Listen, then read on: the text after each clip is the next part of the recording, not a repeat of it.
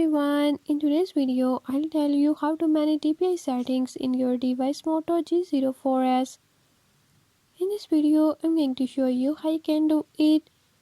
But before we get started, don't forget to hit the subscribe button and ring the notification bell. Make sure to watch complete video and learn how you can do it. Let's watch the video.